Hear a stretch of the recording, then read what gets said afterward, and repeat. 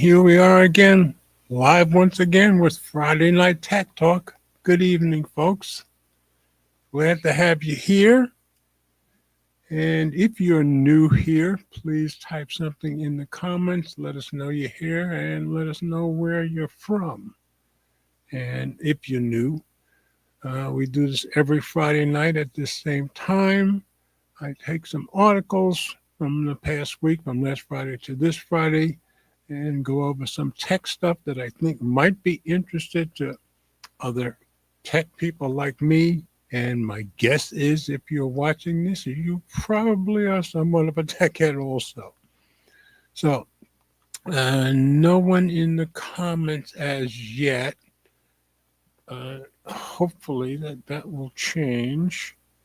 I haven't even checked to see if Ted sent any message about whether or not he'd be in. Let's see. No, nothing from Ted.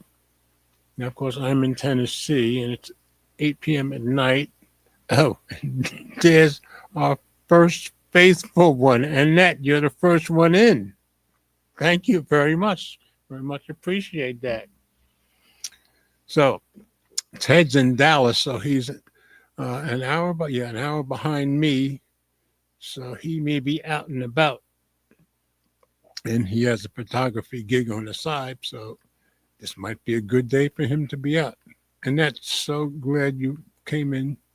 And I think this is maybe the second time you're first. I think that's awesome. I feel honored. Um,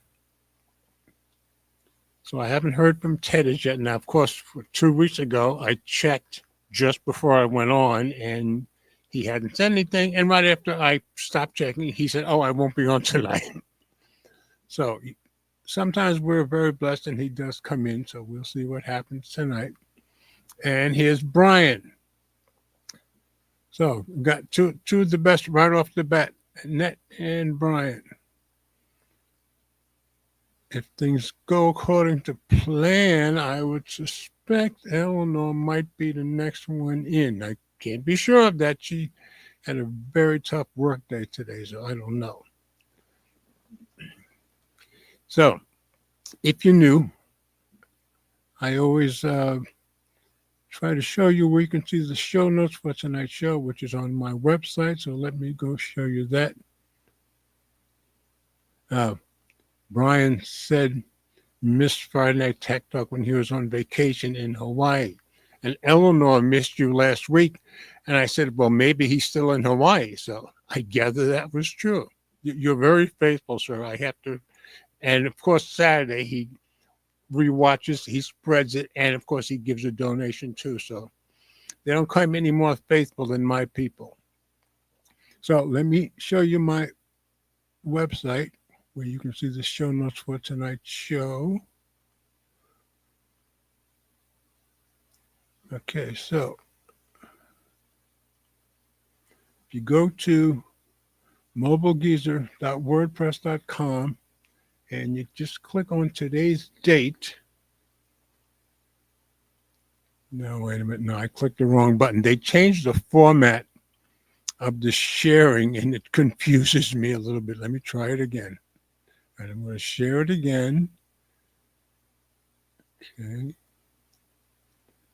Okay, so you guys are seeing what I'm seeing. I think when I click on this other tab that I have, you guys can't see it. But that's the tab, I think, for when I click on articles in the notes. So if you click on today's date, you'll get just the show notes for tonight's show. And as I do every week, I'll give you a little preview while we're here. So this is what we're going to talk about tonight. And if you're new, type in the comments anytime you feel like, or anytime you have something to say, I will respond as quickly as I can. So we're going to start with the Nintendo Switch. You know, we've had a couple where people got excited about the Nintendo Switch 2 and people had gotten their pre-orders in. Well, I said Nintendo Switch launch day is next week. It would be prudent to check your pre-order. So anybody who's got a pre-order and hasn't heard as yet, some of them, Walmart, I think a couple of others, have been canceling orders. So you may want to check if you pre-ordered the Nintendo Switch 2. So starting with that, as far as I know, there were no big events this week, so I don't think I don't have anything like that. But you guys let me know if I missed anything. Then we're going to talk about Google AI Ultra, which of course was announced at I/O. I said the Google AI Ultra plan is $250 per month. Worth the money? So I've got an article on the Phone Arena about that. And I won't be getting it, but who knows? Maybe you will. After that, we know that Donald Trump has been trying to put a lot of pressure on Tim Cook to have iPhones made in the USA, not outside the USA. And he's really been trying hard. I said, iPhones made in the USA, don't hold your breath. And I've got that story from CNN Business of why it's probably not going to happen. And yes, Donald Trump is very upset about that. And after that, another one from Google I/O. You can see Google introducing Google AI glasses. They're trying it again. I've got an article from Jerry Hildebrand of Android Central, who I think most of us think of him as the best writer they've got. He's been there forever. He's a great, great writer. I said, will Google's latest AR efforts succeed? Jerry Hildebrand doesn't think so. So we'll get to that. And most of you know, I've met Jerry a couple of times. Very, very nice guy, very knowledgeable guy also. Then I told you about the Stargate United Arab Emirates deal that the president and some of the big shots in AI created a deal that they're going to be building a facility out there in UAE. Well, I said the Stargate UAE deal left XAI on the outside looking in. Elon's not happy. So I found the whole story. Now, you know, he and Sam Altman used to be friends. That's no longer true. So, interesting story. And here's Elna. What did I say? Who did I say would probably be next after Annette and Brian? I know my faithfuls. So, glad you're here, Elmer. All right, going over the show notes. And then I had a story about, and I just threw the picture, the map of Vietnam that I found, but another government censoring Telegram. This time it's Vietnam. So I found it on Tech Radar today. Oh, Eleanor, she's apologizing. She says, sorry, I'm late. I'm just as rough. She had a pretty rough day at work, but we're just glad you're here. Okay, so I did see another story that I saw sometime today that we know France has tried to blackmail Telegram, even locked up the CEO for a while into doing what they want. I gather they're doing more censoring of VPNs, and people are not happy about it. But maybe I'll give you that story next week. And then my last story. Another thing showed at Google I/O was Google Veo 3. I said DeepMind's Veo 3 from Google can create some impressive 8-second videos. And we told you about that when we told you about I/O. But got one on Tech Radar where the guy actually goes back and creates a video. If any of you are old enough to remember, the very first video ever on YouTube before even Google owned it, was the guy who did the first one, and he did it from a zoo. And he has that in here. You'll see a picture of it in this story. Well, he took this Veo 3 and recreated it, and it's amazing the job it did, just based on what he told it to do. So that'll be our last story of the night. And as I said, if Ted doesn't come in, and we were lucky enough to have Ted and Will join us. Was it last week? I think so. And but of course, if nobody comes in and you just have me, of course it'll be an early night. And I think I'm right. I think Ted and Will was the week before last. So those are all the stories we're going to have tonight. And Brian's being very kind to Eleanor. Hope you have a restful weekend, Eleanor. Actually, she's got to work a few hours tomorrow, and she's got to work a few hours Sunday, but that's better than the long day she had today, I'm sure. So, okay. Oh, And as I've been getting better at letting you guys know, let me stop screen just for a second here. I've been remembering to show you which phones I took to work today. So today I had the OnePlus 13 and the iPhone 15 Pro Max. So that was my primary and my secondary today. Okay, so back to our stories. Nothing else new in the comments. So we'll go to our first story. Share screen.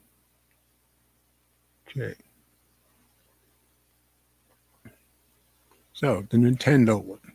Nintendo Switch 2 launch day is next week. It would be prudent to check your pre-order, and you'll see why in this story.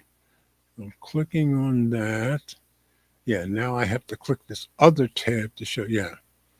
So they changed things a little bit, but not too bad. I'm learning. Okay, this came out 3 days ago.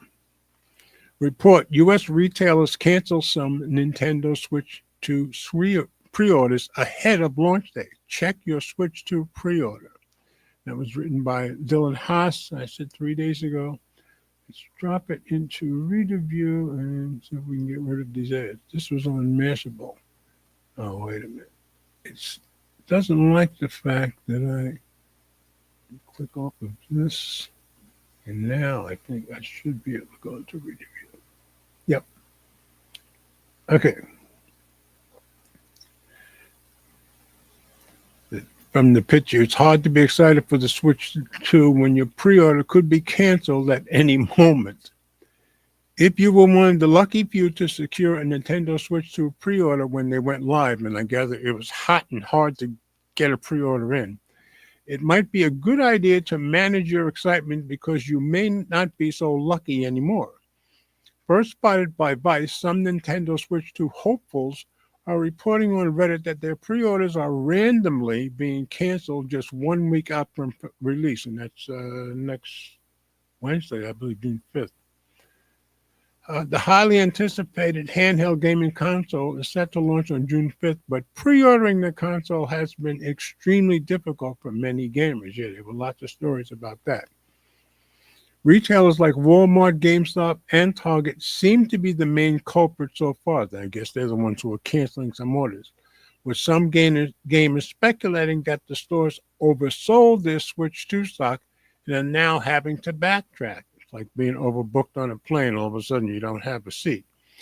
Other rumors point to issues with certain payment methods like Affirm, but without confirmation from retailers, we aren't completely sure why this is happening. So all they know for sure is some pre-orders are getting canceled. They don't know why. Those same Reddit posters are also claiming that they didn't receive any official notification of these cancellations. That's nice. Instead, they had to manually check their pre-order status to find out if they had been affected. So go check it if you ordered one. So if you happen to lock down a pre-order a few weeks ago, you may want to quickly check on it and confirm your payment information is up to date. While this development is shocking in a way, it's not entirely unexpected. The entire lead up to the Switch 2 release has been shaky at best, and many have voiced concerns about whether the new consoles will be able to roll out as planned. A similar situation occurred during the PlayStation 5's launch back in 2020. I remember that. That was very hectic, and people had a hard time getting them for quite a while. Pardon me. Nintendo has also been dealing with similar Switch 2 supply issues in Japan, and the company expects to sell 20 million Switch 2 consoles in the next year. My guess is quickly, too. While the seemingly never-ending pre-order chaos continues, physical Nintendo Switch 2 units are reportedly being spotted at select U.S. retailers. VGC reported that a Reddit user claiming to be a Target employee posted a now deleted photo of this store's initial Switch 2 stock to the site. The photo has since been reposted by X users and shows a modest amount of Switch 2s, around 40 consoles, locked up ahead of the launch date. I'm sure they had to lock them up. The story is still developing, and we'll be updating this article if and when we learn any new information ahead of the Nintendo Switch 2's June 5th launch date. So you guys know I always try to start with the story that's not the heaviest, but of course, on especially in weeks when we don't have any heavy duty story or presentation, I try to just come up with stuff that's interesting to you guys. So this one I thought was interesting, but maybe some of you guys ordered the Nintendo Switch 2 and you want to make sure your pre-order is still there. So I was glad to do that. And now see, they've changed things a little bit. As soon as I clicked out of that story, I have to go and share screen all over again. So back to where we were, I think. Share screen again. Okay.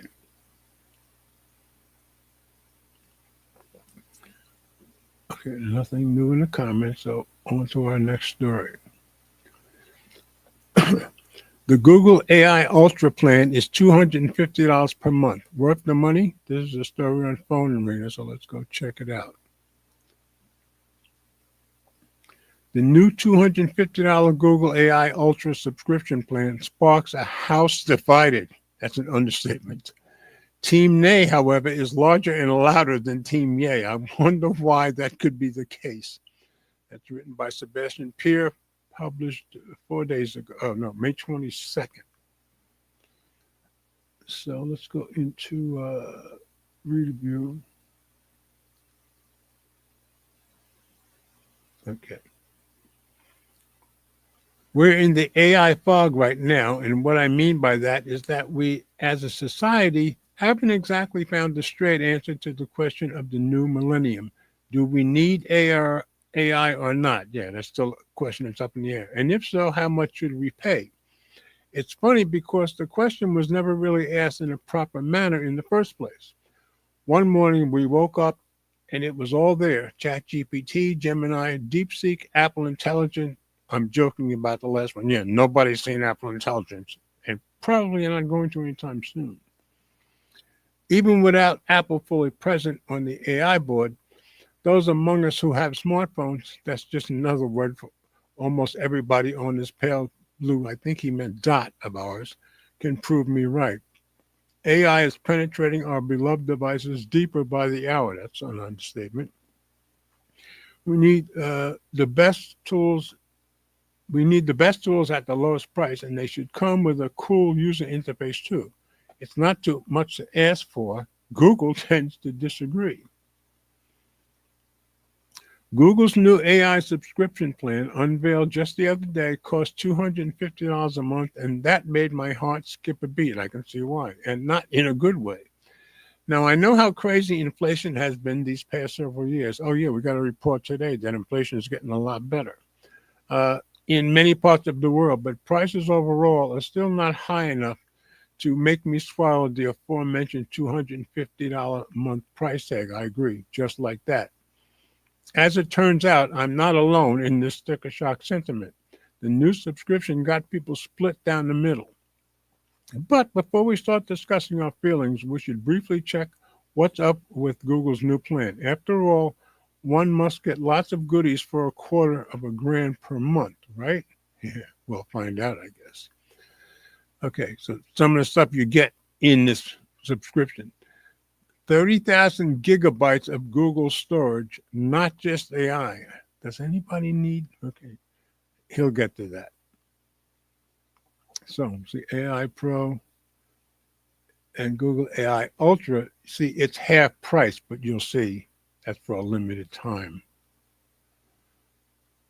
As a matter of fact, the new Google AI Ultra plan is $125 per month, but only for the first 3 months. And if you act quickly, gives you, oh, I think we've got Ted. Time out. All right, I saw your face and then your face wasn't there anymore. What happened? Oh no, what happened? Hey, George. He likes to mess with an old man. That's all it is. So, are you going to grace us with your face, or do we just get your voice today? Let's see. There we go. There we go. All right, let me stop the screen for a minute. I'll come back to the. So, how are you? All right, just cycled in. Rush to get here. Sorry, I'm late. Oh, okay. Yeah, Ted cycles to work, and what'd you say? It's about 6 miles to work. Yeah. Yeah, so he gets his exercise in just going to and from work in Dallas, no less. Yep. And it was, what's the temperature? I think it's like 80, 90 degrees. Okay, well that's not too bad for Dallas. I remember the couple of months I spent in Dallas back in mid-90s when I was working on a contract. I told you there was the one day I came out of work at 5 o'clock and it was 105 degrees. And of course, this was in July, though. I have to admit that. Hey, Brian, how you doing? See, you were missed. So anyway, we're glad you're here. I'm on my second story about the AI Ultra. Do you want to read it? I just got it started, really, or you want me to go ahead and finish? I can read it. All right. I read it down to. You can see it on. Yeah. Actually, you can finish it up. I think I'll do the next story. Okay. American iPhones. I love it. Okay. All right. Sounds I good. love a good dream. All right. I'm going back to sharing screen. They've changed the way they share screen a little bit. So let's see. That's the one I want. Let me share. Okay, it came up right. Now, I haven't gotten used to this new way we share yet, but all right. So I said, as a matter, where'd my cursor go? I've lost my cursor. Oh, there it is. Okay. As a matter of fact, the new Google AI Ultra plan is $125 a month, but only for the first 3 months, and if you act quickly. Other than that, it's still $250 a month. It gives you access to the most advanced version of Gemini, which supports complex tasks like coding, deep research, and creative writing with the higher usage limits. The plan also includes early access to DeepThink, a smarter reasoning mode with Gemini 2.5 Pro. Yeah, they're really pushing that. Users can also try Flow, an AI video tool powered by models like Veo and Imagen, which turns prompts into cinematic scenes with features like 1080p resolution and camera controls, and will supply early access to Veo 3. And our last story gives a nice example of Veo 3. Of course, don't expect to be the next James Cameron just because your computer makes seconds-long clips of cats in spacesuits. There's also Whisk, which allows, I thought Whisk was something you wash clothes with. Okay. Which allows users to generate 8-second animated clips from images or text using Veo 2, offering a fast way to visualize ideas. Notebook LM, which I've showed you guys a little bit of that in the past, helps with studying and projects by summarizing and explaining documents, and Ultra subscribers will get the best version later this year. So still later this year. Gemini is also integrated into Gmail, Docs, and Vidge to help with everyday writing and editing tasks, and it's coming to Chrome to assist directly on web pages. Project Mariner helps manage up to 10 tasks at once, like booking, research, or shopping, all from one place. The plan also includes a YouTube Premium subscription for an ad-free viewing and listening, plus 30 terabytes of, that's a lot, of cloud storage across Google Drive, Gmail, and Photos. Yep, that's 30 terabytes, as in 30,000 gigabytes of storage. Who the heck needs that? Are you obsessed with 4K or 8K video? Yeah, I guess you would if you were. Are you hoarding large amounts of data? You might have thousands of movies on your computer. I believe you. But I doubt that many people out there need that many terabytes. Yeah, I agree. I see the 30 terabyte thing as a freebie that no one asked for. Just a way to jack up the price, I guess. Obviously, Google is trying to dampen the $250 monthly sticker shocker by throwing in some bonuses to try and make us not complain about the price too loudly. I think the complaints will still be there. What happened to 125? The 125 was for 3 months, and he said you got to act quick. So no, it's $250. That's the regular price. I don't intend to go on Google's bad side here, but this does seem kind of lame. I totally agree with that. Google bragged for 2 hours at the I.O. how special the new Gemini model is. Yes, they did. How mind-blowing DeepThink is, how exquisite their video generating algorithms are, and more. And the last story will kind of back them up there. Want to give it a spin? Yeah. Well, reach deeper into your pocket. I mean, you've got to pay 10 times more than what one pays for basic Google AI plan, $20.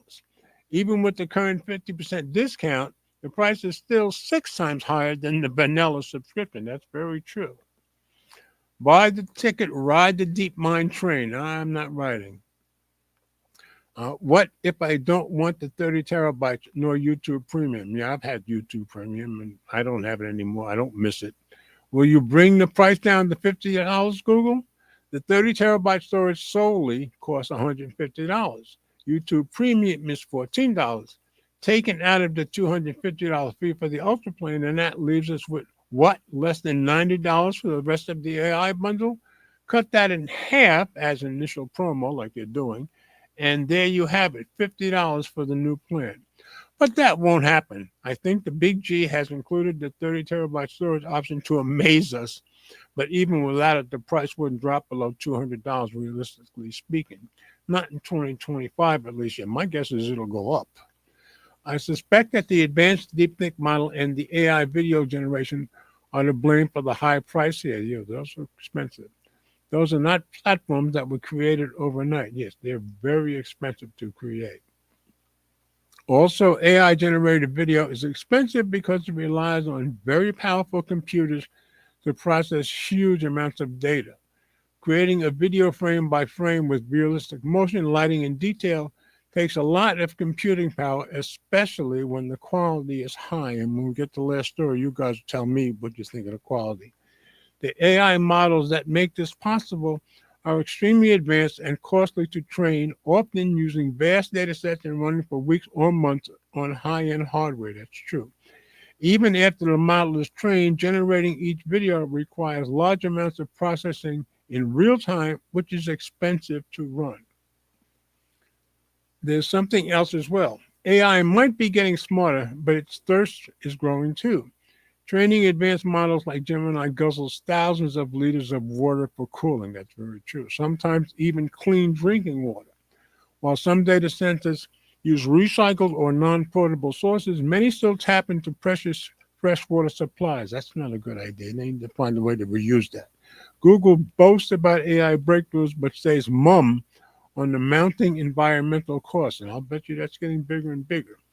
As the planet faces wildfires and water shortages, prioritizing convenience over conservation feels not just short-sighted, but shameful. Yeah, especially right now, Canadians are dealing with wildfires.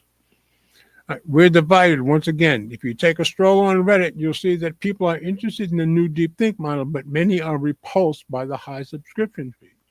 As people note, trying a 30 terabyte cloud storage plan comes with several potential downsides. Yeah, this is a good one. One major concern is vendor lock-in. Once you've uploaded terabytes of data, moving that data to another service can be slow, expensive, and complicated. My guess is it probably won't happen, especially if you rely on that cloud provider's unique tools or formats. There's also the risk of depending too much on a single provider for critical files. That's true, which could be problematic in the event of outages, service disruptions, or policy changes. Yeah, knowing Google, it would probably be the latter. Additionally, uploading and managing 30 terabytes requires fast and reliable internet. Fiber isn't exactly super pricey, but it's not cheap as well. And if you stop paying, your access to that data could be cut off. Ouch. Okay. No. Of course, there are some who are okay with the Ultra plan. The supporters of Google's Ultra plan are not that numerous. Why am I not surprised? But that's only natural given the price tag we're dealing with here. What's your take on the whole thing? Is that an overcharged bundle, or is $250 a month a fair price? I don't think so. To pay for what is being offered. Let me know in the comments below. So if you go click on that story, you can certainly let him know. So I'm going to stop sharing. Let me get out of this story. Ted, you still here? There you are. Oh, and Brian, thank you so much. As usual, Brian comes back in Hawaii. He still donates. Even when he was in Hawaii and he didn't make last week's show, he still donated Saturday morning, which he always does. So this guy's as faithful as they come. Thank you, Brian. Yep. Okay. So I forgot to ask, was your week okay? You having a good week? It was all right. You had to really think about it, didn't you? Yeah, well, work has been a roller coaster. Okay. Well, that's often work, isn't it? All right. Let me go back to sharing, and you wanted the next story, so I'm going to put it in the window. I have two different ways I can share it these days, but I only need the other way when I'm going to do a live video from inside the story. So that'll be later. So, Honestly, though, yeah, $250. The price is not right. oh, you checked it out? Yeah. I think the price is too high. I agree with you. For And I don't need $250, 30 terabytes of data. What are you saying? yeah, for $250, I expect an AI that offers 24/7 concierge service. Yeah, something. Yeah, for that kind of money. All right, going down to the next story, and this one is for Ted. Now Ted is going to now keep in mind. I told you that they've done some new things when I'm sharing screen. So first, I can see this screen, but when I click on the other story, I got to switch a tab for a second. But iPhones made in the USA, don't hold your breath. This was on CNN Business, and Ted's going to do this one. So whenever you're ready, Ted. Why Apple doesn't make iPhones in America and probably won't. Excuse me. By Lisa Chico.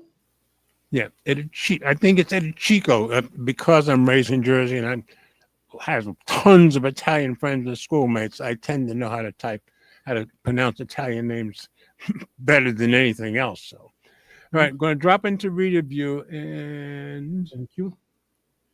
Waiting for it. Wait, there it is. Okay, when you're ready, go. Hold on. Okay. In 2011, then President Barack Obama pressed Apple CEO Steve Jobs on what would it take to bring iPhone production to the U.S. 14 years later, well, I remember, I think Steve Jobs told him those jobs ain't coming back. And I think you're right. 14 years later, President Donald Trump is resurfacing that question to current Apple CEO Tim Cook, and the stakes are a lot higher. Trump threatened a hefty 25% tariff against Apple and other smartphone companies unless they manufacture phones sold in the U.S. I've long ago informed Tim Cook of Apple that I expect their iPhones that will be sold in the US of A will be manufactured and built in the United States, not India or anyplace else. Trump posted on Truth Social on Friday.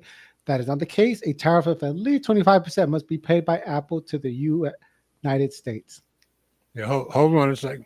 Donald, good to have you here. Now, you're in Dallas. Don, I think, is just a little north of you. He's on the outskirts of Dallas. I know that.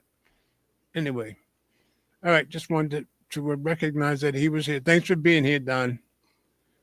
Okay, go ahead, Ted. Okay, hold on. Sorry. I just took time to see. All right, I think this is good. Ooh, yep. Too much. Man. I'll try this one out. Okay. So now,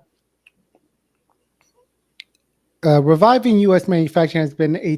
No, wait. You missed the earlier this month, just above that. Earlier this month, Apple CEO Tim Cook said he expected the majority of U.S.-bound iPhones to be shipped from India. Reviving U.S. manufacturing has been a tentpole goal of Trump's presidency.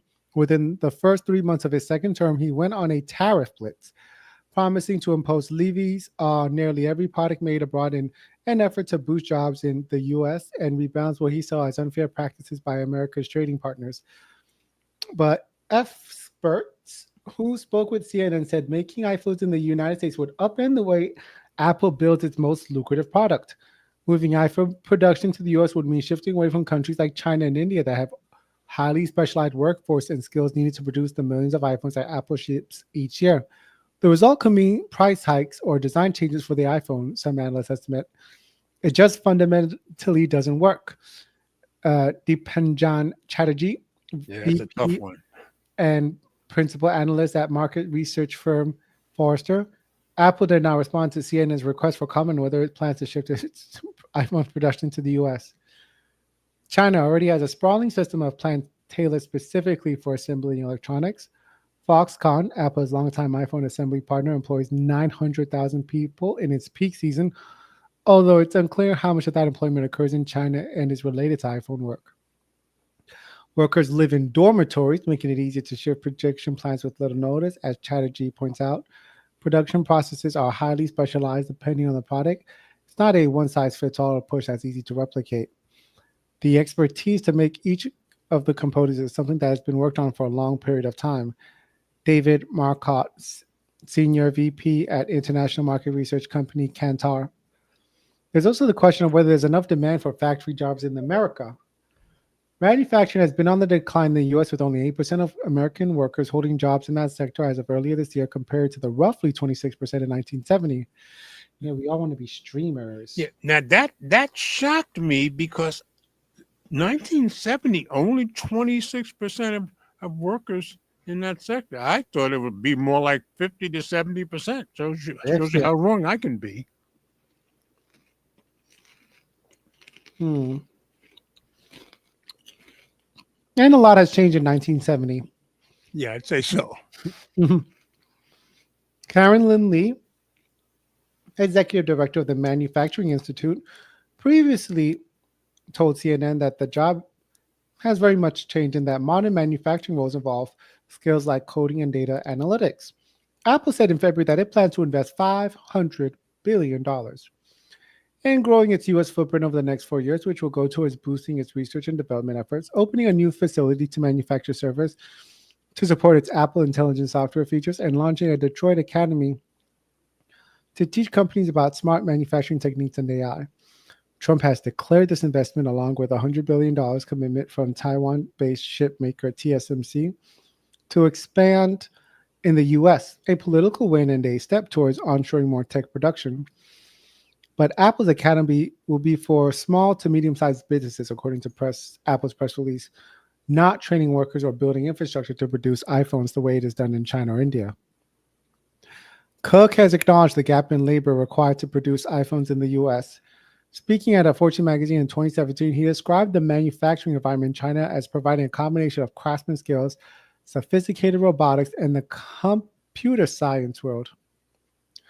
That intersection, which is very rare to find anywhere, that kind of skill, which is very important for our business because of the precision and quality level that we like. Mohit Kumar, CEO and founder of smart ring maker Ultrahuman, has first-hand experience of shifting production of a tech product to the U.S. from India. Ultrahuman began producing its finger-worn health tracker in Texas in November after partnering with electronics manufacturer SVtronics. The smart ring company automated more tasks to avoid higher labor costs in the U.S. and hired workers that were trained in multiple steps of the process, such as casting and polishing rings, rather than just one of those steps. The topic came up in April with U.S. Commerce Secretary Howard Lutnick telling CNBC that Cook said Apple needs robotic arms to build iPhones in the United States at the same scale and precision as its facilities abroad. Patrick Moorhead, founder and CEO of analysis firm More Insights and Strategy, thinks Apple could feasibly shift some iPhone production to the U.S. in 5 years, but that would involve automating some processes to account for the skill gap in America compared to China and India, he says. That could also involve changing the iPhone's design to accommodate more automation, such as changing how certain components are glued together. Many of Apple's suppliers are based in China, so transitioning to the U.S., even just for assembly, would mean shifting further away from critical components. Dan Ives, global head of technology research for Wedbush Securities, told CNN last month via email that an estimated 90% of the iPhone's production processes takes place in China, although he says that number is closer to 40% now that Apple has shifted more production to India. He also estimated that making iPhones in the United States could triple the price of the device. Apple is faced with a tough decision either way, says Forrester Chatterjee, despite Cook's meeting with Trump last week and the $1 million donation he made to Trump's inauguration, according to Axios, because neither can you realistically, from an economic standpoint, bring a production to the U.S., nor is it tenable in this climate to say, no, I won't do that. So you've got to walk that fine line, that tightrope, for as long as you can. Yep. And I think he's only doing that little bit that he's doing, plus the $500 million, which he's promised Trump over and over. I think he's only bringing that that one small piece just to try to assuage Trump, really. But what I'm thinking Trump is probably missing or would be upset if he really thought about it. If they were able to bring Apple production over here, well, the robotic arm thing would save them tons of money, meaning that not a whole lot of Americans would be getting new jobs because of that. That's my guess. That's an excellent point. Yeah. So I don't think him making Trump happy. Now, I think part of it may depend on if the vice president ends up being president after Trump, yeah, then they could keep pressure on Apple for 8 straight years. Whether that happens or not, who knows? But yeah, I think Apple's in a hard place. And if I'm Tim Cook, I'm probably just going to leave production in India and China where it is. That's my guess. So, Yeah, just uh, take 5% tariffs and give it to customers. Don said salad. I guess he's eating too, with an edge in the house. He had just got his 25 edge, his Galaxy S25. He told me online the other day that he was getting it. Really? Wow. So, yep. Yeah, he seems pretty excited about it. So I thought him just kind of keep us up or keep me up with what he's doing. But anyway, we'll see how much he likes it. I'm not spending that kind of money right now. I may end up getting an FE when it comes out and trading in my cheap A54, but that's probably about as far as I'm going right now. So anyway, I thought that was a good story. And of course, it's very realistic because we're probably not going to get that. Now, here's a story that I want to do. Of course, I've told you guys I've know Jerry just a little bit. I think he probably remembered me only because of my cowboy hats. I think the last time I saw him was in 2015. It was in it's right next to Dallas. It was in a conference center at the it was the very first mobile conference I went to too. Anyway, very nice guy, very knowledgeable guy. Will Google's latest AR effort succeed? Jerry Hildenbrand doesn't think so. So let's go over on Android Central and check it out. Android XR will be another DOA Google product. Will should be here so he could make fun of that. And Jerry says himself, I don't like the sound of that either. This was published on May 24th. So let me drop it into Reader View. And of course, Jerry's an excellent writer. He doesn't want any of this to happen. He hopes he's wrong. You probably know that Google is launching yet another, that's true, AR platform called Android XR. It has several hardware partnerships for glass frames and even a headset, but it's missing the most important thing at all, a clue about how to make people want it. Yeah, that's been the problem. No, I don't like saying that any more than you like hearing it, but I really feel it's going to be true again, like the company's other failed AR VR platforms.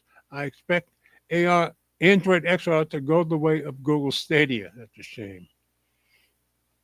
This is just my opinion, and it doesn't reflect the opinions of other people on the Android Central team. It might not align with what you think either. That's great. And this is one of those times I hope I'm wrong. VR and AR have the potential to do a lot for accessibility, but for that to happen, it has to become popular, so it's a bit more lucrative. Meta owns the current state of AR VR, and even Apple is having a hard time gaining any traction with consumers. We either aren't ready, aren't interested, or no company has done it right yet. Google isn't that company, and even with Samsung's help, it won't become that company. A look at where Google has had great success and why tells the whole story. Google's success stories aren't a mystery. On the hardware front, Google has two very successful platforms that are used by billions of people nearly every day, Android and Chromebooks. Although its offerings aren't driving huge sales numbers, Google is still raking in the money because of its business model. Google knows what you are interested in and gets big bucks from showing relevant ads. That in itself is also pretty successful and genius, even if it's a little creepy sometimes. Android didn't come from Google. The story of how Android started as a spinoff of the OS that drove the Sidekick and was meant for a camera is fascinating, but that's not what matters. That I did not know. Android was a ready-built Java-based OS and application platform from someone who knew what consumers wanted. So I used to write in Java. I could have taken part in that. Google only needed to look at what Microsoft, Palm, and BlackBerry Limited, formerly Research in Motion, had done and find ways to improve it. It did an awesome job of that, and most people around the globe use an Android phone because they bought the right thing and made the right changes. I think timing had something to do with it too. Chromebooks are even easier to figure out. They are easy to manage, which makes them great for the education sector, and that's how they got so famous, while also running software that doesn't need a lot of resources. Cheap Chromebooks are the models that sell enough to keep manufacturers interested in building them. One thing both have in common is that Google was smart enough to let the right companies build the actual products. Acer might not make the very best laptop you can buy, but the company does a better job of it than Google ever could. Ask anyone still waiting on a Pixelbook 2 if you want another opinion. Yeah, that was another big flop. This is the only positive aspect of Android AR to me. However, this was also the case with Google Daydream. Yeah, that was another flop. Can Samsung save Android XR from an untimely demise? I don't think so, but there's a chance. Pardon me. Samsung does software in a weird way. It's hard to describe, but the company takes a slightly different approach than most, and that means it's not the right company to launch a new software platform. Hardware is another story. Samsung builds phenomenal things you can touch, whether it's a refrigerator, an anti-aircraft gun, didn't know they made those, or a phone. Samsung products are designed well, built to last, and in the case of consumer products, look good. Samsung is the right company to build an Android XR handset. It also has the means to offer it at a discount or as a package with a new phone or whatever else the company can dream up to move products. Android XR will need this if it's to survive even a few years. And that's Jerry right there. And Jerry, we talked about accessibility. He's in a wheelchair. So he knows all about accessibility. And believe me, that doesn't stop him from doing anything. We are the real unknown here. What Android XR will need more than anything else is a public that wants to buy into it. He's right. I don't think that's in place, and I'm doubtful that Google and Samsung can make that happen. Google Glass was an amazing product. I was able to buy and use the product before it was basically abandoned. And while there were kinks to work out, the tiny heads-up display full of useful information is nothing like you've ever seen or used before, but people hated it. It was mostly people who hadn't used it, but the price was also prohibitive. Yeah, that's true. On the other hand, Google Cardboard was free. I used that. You could cut the template from an old cardboard box and use the phone you already had. Sure, it was clunky and often buggy, but from a consumer point of view, it was there for anyone who wanted it and didn't cost anything. It failed too. I don't even want to talk about Daydream yet. That didn't last long at all. But it was in the middle. It was reasonably priced. It used your existing phone and another abandoned platform from the company that told us it was the next big thing. And I had one of those too. Maybe people just aren't interested in wearing something on their faces. Your guess is as good as mine, but I'm going to gamble and say 90% of consumers have never tried an AR/VR product, and most have no interest in doing so. It's probably right. Until that changes, any sort of XR platform is going to be a financial black hole. Meta has shown interest and a willingness to lose money today so it can make more tomorrow. I like seeing a company trying that. Google is a different animal. If a product doesn't make money or further Google's business model of collecting information, it won't be around long. Maybe I'm seeing it all wrong. I hope I'm seeing it all wrong. But Android XR is going to need to end up in a lot of hands to make it worthwhile to maintain, and I just can't see that happening. Google and Samsung aren't charities after all. If the product does end up getting scrapped, who knows what its next iteration will look like. So, Jerry is extremely knowledgeable. He usually knows what he's talking about. So I got to agree with him. And since I had the previous iterations of their AR stuff, I got to agree with him. I don't think the public is going to want this, and the public has never wanted any of them, as far as we can tell so far. Let's see. Don says Google has capital. This gives them time to perfect things. Yeah, but they always end up canceling things.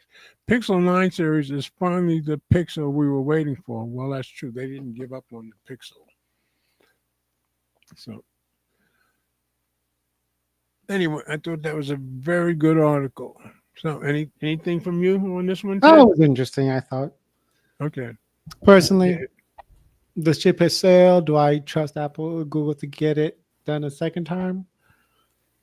Well, in this case, third time, really. Oh, yeah. Yeah. Google Cardboard. Mm-hmm. So, all right. The next one is the Stargate UAE. You want that one? Yes. Okay.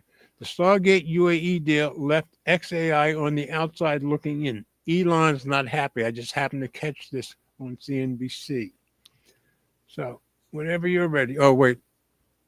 Yeah, okay. You read this part and then, yeah, we're good. Musk Altman AI rivalry is complicating Trump's deal making in the Middle East. Interesting sort of drama.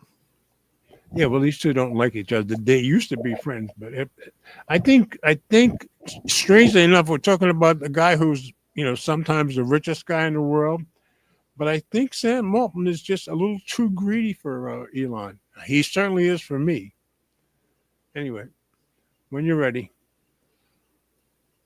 Let's see. By Kate Rooney, Sam Altman, CEO of OpenAI, is seen through glass during an event in the sidelines of the Artificial Intelligence Action Summit in Paris, February 11, 2025.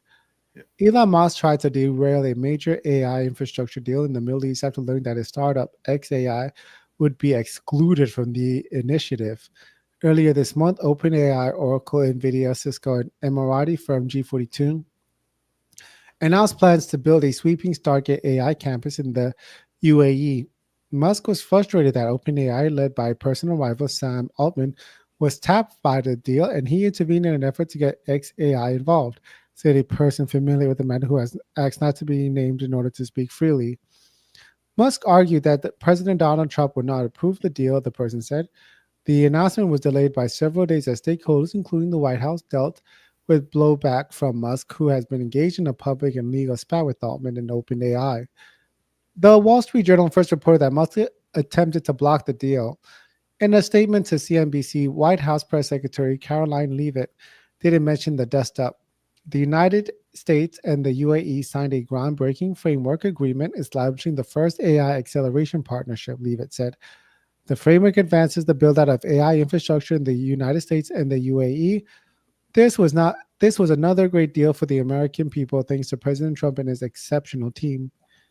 Musk wasn't in the UAE when the deal was signed, but was with the president in Saudi Arabia during an earlier part of the Middle East trip, according to the senior White House official. The official said Musk has related concerns about the government fairly treating all AI companies. OpenAI declined to comment. Musk did not respond to CNBC's request for comment. Musk, who is also CEO of Tesla and SpaceX, is a complicating character in Trump's effort to solidify the U.S. leadership in AI. Musk spent close to $300 million to send President Trump back to the White House and has been since leading the Department of Government Efficiency, slashing the size of the federal workforce. His time as a special government employee is coming to an end this month. When it comes to AI, Musk has in recent years been vocal critic of Altman, a former friend and colleague. The pair helped form OpenAI as a research lab in 2015, but Musk later had a public break with the project and has consistently criticized its structure and close alliance with Microsoft. While XAI has been building its commercial efforts, acquiring Musk's social media company X in March, and this week partnering with Telegram, to roll out a Grok chatbot. That's interesting. Musk has been thwarting OpenAI's effort to convert into a for-profit entity. Musk has sued OpenAI for breach of contract and to try and stop the conversion, and a Musk-led investor group made an unsuccessful bid to buy control for the startup for $97.4 billion in February. So it's not the first time Musk has been critical of Stargate. In January, Trump unveiled the Stargate project with OpenAI, Oracle, and SoftBank committing an initial $100 billion and up to $500 billion of the investment in AI infrastructure in the U.S. over 4 years. Musk was quick to cast doubt on the financing behind the project.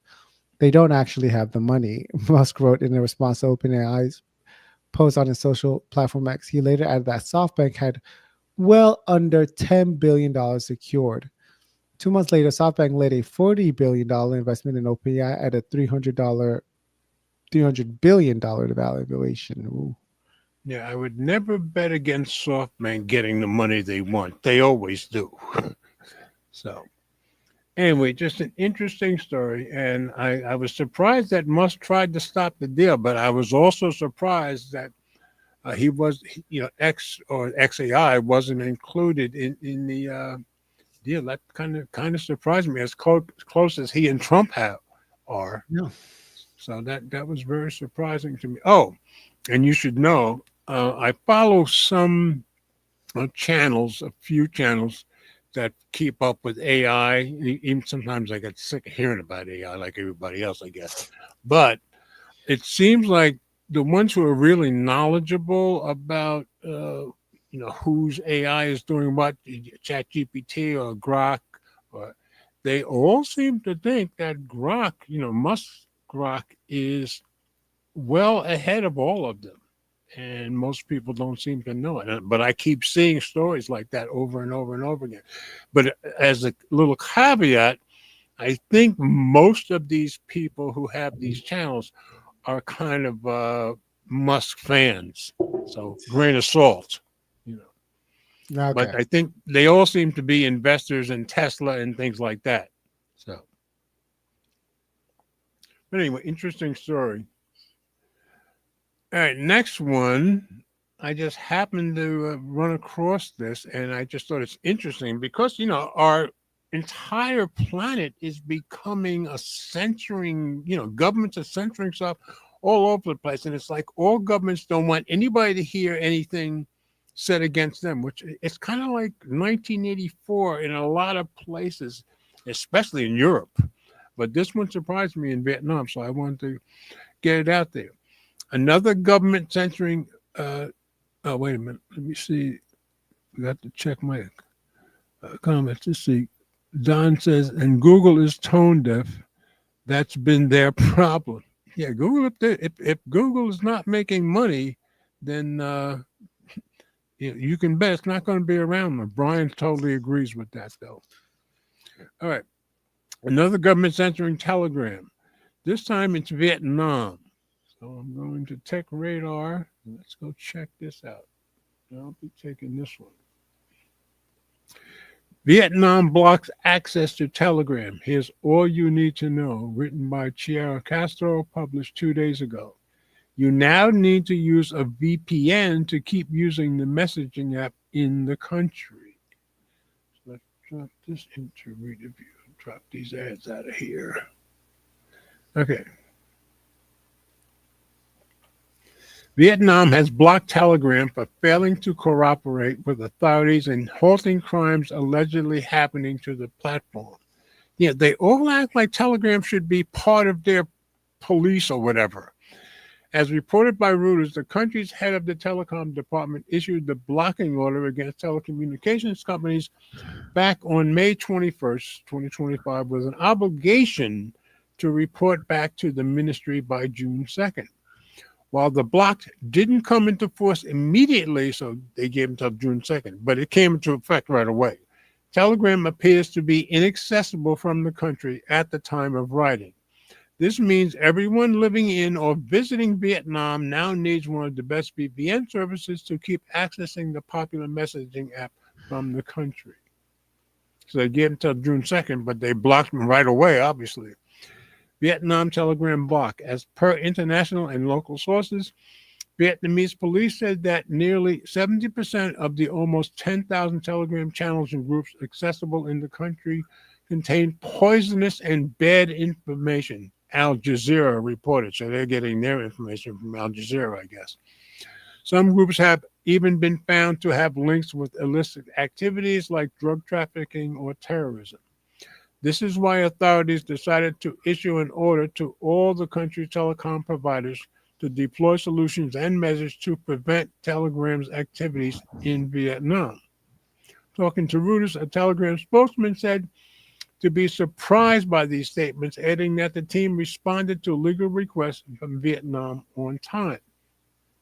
Yet, as per what a government official told Reuters, Telegram failed to share user data with authorities when asked as required by law. Yeah, they try to force Telegram to give them what they want, and Telegram's very loath to do that.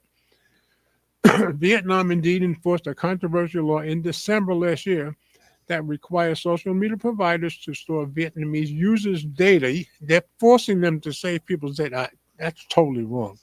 And share it with authorities upon request.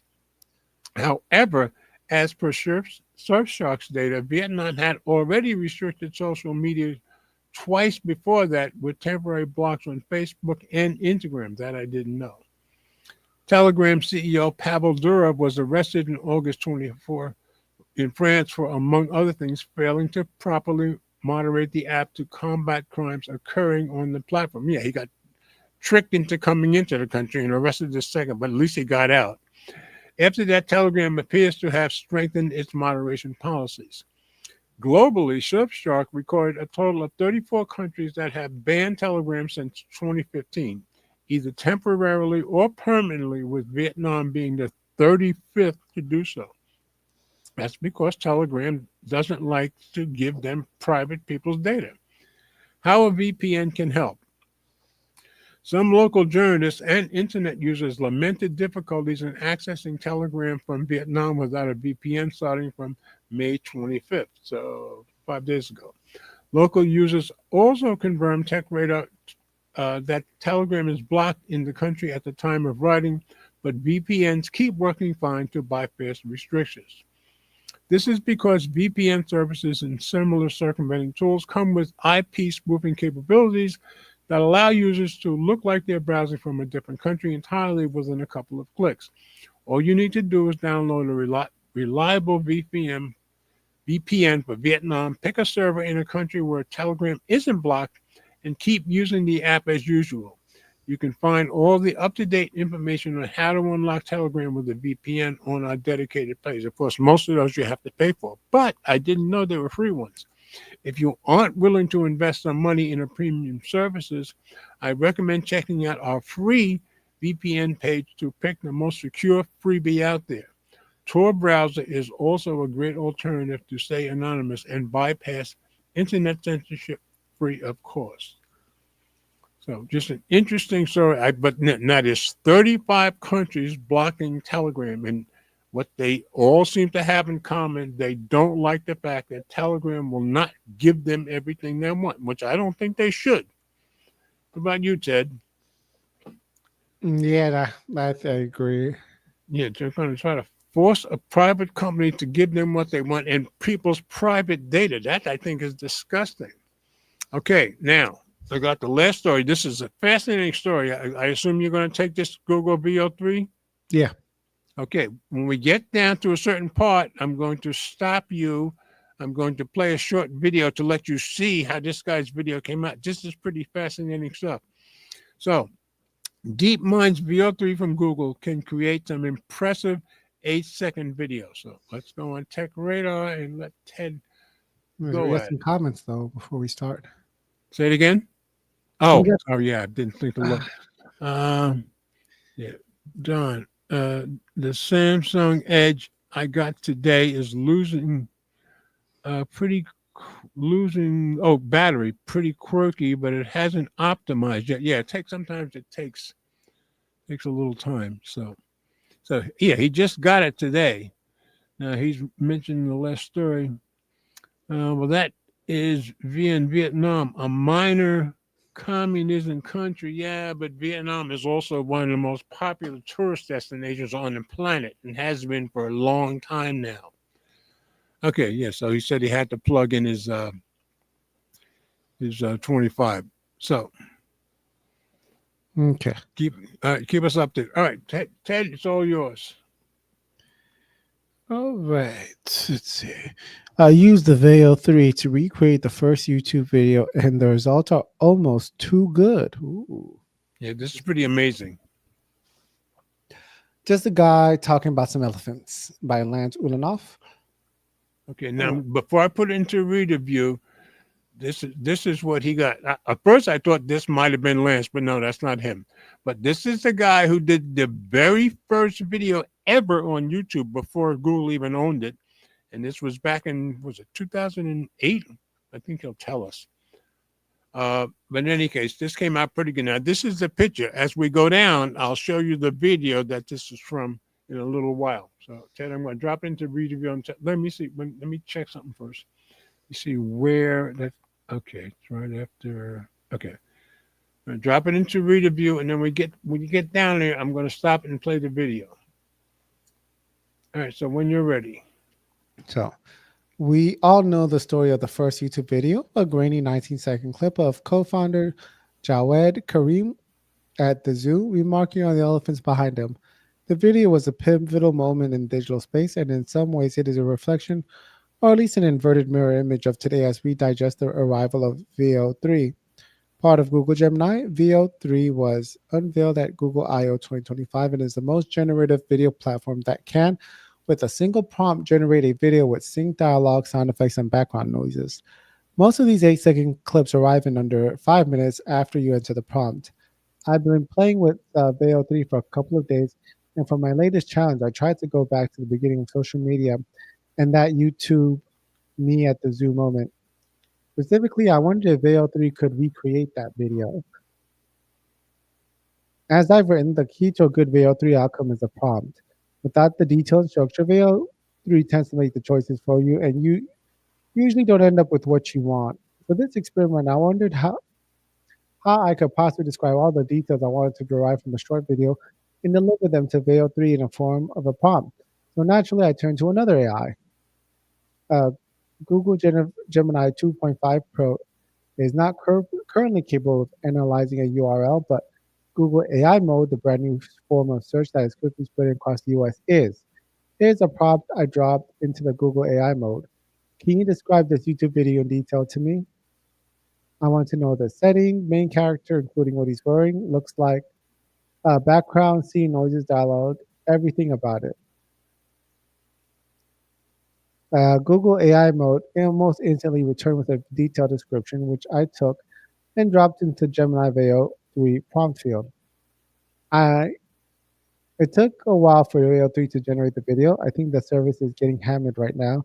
And because it only creates 8-second chunks at a time, it was incomplete, cutting off the dialogue in mid-sentence. Right, let me stop you now. Let me go back. Let me take this out of reader view, and I think I need to. I'm going to stop screen for a second. I'm going to go back in. Share screen again. I have to use a different window to play that. Okay. Now I'm going to slide down to where the video is, and this impressed the heck out of me, guys. So I'm going to play you guys the video now. These guys is that they have really, really, really long. Back to the beginning. Okay. All right, so here we are in front of the elephants. And the cool thing about these guys is that they have really, really, really long fronts, and that's cool.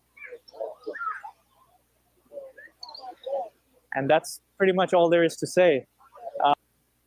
Okay, so it cut him off, but I thought that was pretty impressive compared to him making exactly like the original guys. Now I'm going to put it back into review and go back down to where you were, Ted, and he's going to explain how it got cut off and stuff like that. Wait, let me get down there. Okay, when you're ready. I did do some editing, mostly removing phrases like the video appears in the final analysis at the end, but otherwise, I left most of it and added this at the top of the prompt. Let's make a video based on these details. The output should be 4:3 ratio and look like it's shot on an 8mm videotape. It took a while for Veo 3 to generate the video. I think the service is being hammered right now. And because it only creates in 8-second chunks at a time, it was incomplete, cutting off a dialogue mid-sentence. Still, the result is impressive. I wouldn't say that the main character looks anything like Kareem. To be fair, the prompt doesn't describe, for instance, Kareem's haircut, the shape of his face, or his deep-set eyes. Google's AI mode description of his outfit was also probably insufficient. I'm sure it would have done a better job if I had fed it a screenshot of the original video. Note to self, you can never offer enough detail in a generative prompt. 8 seconds at a time. The Veo 3 video zoo is nicer than the one Kareem visited, and the elephants are much farther away, though there are motion back there. There is motion back there. Veo 3 got the film quality right, giving it a nice 2005 look, but not the 4:3 aspect ratio. It also added an archaic and unnecessary labels at the top that thankfully disappear quickly. I realize now I should have removed the title bit from my prompt. The audio is particularly good. Dialogue syncs well with my main character, and if you listen closely, you'll hear background noises as well. The biggest issue is that this was only half of the brief YouTube video. I wanted a full recreation, so I decided to go back in with a much shorter prompt. Continue with the same video and add him looking back at the elephants and then looking at the camera as he's saying this dialogue. Fronts, and that's cool. And that's pretty much all there is to say. Veo 3 complied with the setting and main character, but lost some of the plot, dropping the old school grainy video of the first generated clip. This means that when I present them together, as I do above, we lose a considerable continuity. Continuity. It's like a film crew time jump where they suddenly got a much better camera. I'm also a bit frustrated that all my Veo 3 videos have nonsensical captions. I need to remember to ask Veo 3 to remove, hide, or put them in outside the video frame. I think about how hard it probably was for Kareem to film, edit, and upload the first short video, and how I just made essentially the same clip without the need for people, lighting, microphones, cameras, or elephants. I didn't have to transfer footage from tape or even from an iPhone. I just conjured it out of an algorithm. We have truly stepped through the looking glass, my friends. I did learn other thing from this project. As a Google AI Pro member, I have two Veo 3 video generations per day. That means I can do this again tomorrow. Let me know in the comments what you'd like me to create. Yeah, now going back to the picture at the top, you can see what he said, the elephants in his were much further back. And so this person, I guess, is totally made up from his prompt. So I think it did a pretty fantastic job. What do you think? I agree. I was pretty impressed. I'm still not willing to pay $250 a month. I still think it's pretty impressive. Anyway, I thought that was a fascinating one to finish up on. And I'm glad, since I was finally able to figure out how to play the videos properly, that we could do that. So it makes it better when we present something like that. So I hope you guys were as impressed as I was. Yeah, it was pretty cool. Yep. So glad you got here, and so you hurried up from work just for us. Yep. What a guy! What a guy! Talk about dedication and love. What can I say? Anyway, so that's it for tonight, folks. I'm glad to have Ted here. He always makes it a lot better. I think I came up with some interesting stories, especially I guess to me what ended up being the most interesting story was that you're not going to see iPhones made in the USA, is my guess. But I thought that one might attract Will in here, but I gather it didn't. So, Would you, and let's say there was two versions of iPhone. One was 3 times the price. The other one was regular. 3 times the price, but made from the USA, and 3 times not the price, but made in India. Which would you buy? I'd buy the Indian one. I'm not paying 3 times the price. You know. So, but I would think, I would gather, like the article said, you go to 2030 or so. By that time, there might be enough robotics to make it, cheap enough for Apple to be able to do it. I don't know.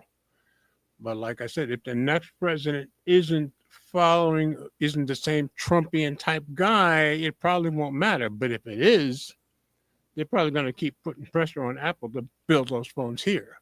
So who knows? That's true.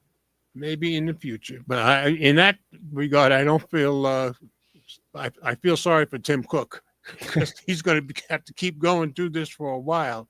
And Trump is not going to let up. So, anything else? Anything exciting happening this weekend? Ooh, I'm seeing a football game. No, a soccer game. Oh, that's right. You were born in countries where they call soccer football. I forgot about that. Yeah, well, I guess since soccer is older than football, I would think so. I would think the original football name probably belongs more to Europe and other countries than it does here, but we just kind of took it over. So that's it for tonight, folks. Glad Ted was here. Glad you guys came in. Hope you guys enjoyed the stories. And Don, I'm going to try to keep up with how things are going with you and that 25 Edge. So try to keep us updated, or as you keep me updated on Friday nights, I'll let them know how much you're liking it and if your battery life is getting better. Yeah, Donald, looking for a new content creator smartphone. So the S25 Ultra would do me well, but it's just so big. Well, so the S25, this one is thin as all get out the edge. So. Yeah. So let me know how much burdensome that is, the thinner battery. And I haven't even been over to Anthony's, my Project 13. I gather Anthony has it also. And I remember watching one of his videos last week. He said he was going to get it, so that kind of makes sense. Thanks for reminding me, Don. And I tend to watch pretty much all of my Project 13's video. I've just been really busy this week. So